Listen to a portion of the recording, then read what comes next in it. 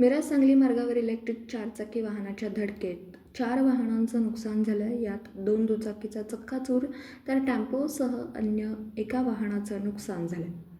चारचाकी electric MH10EE 9666 या चारचाकी वाहनावरील चालक रवी किरण पिसे याचा वाहनावरील ताबा सुटून सलग 4 वाहनांना जोराची धडकली.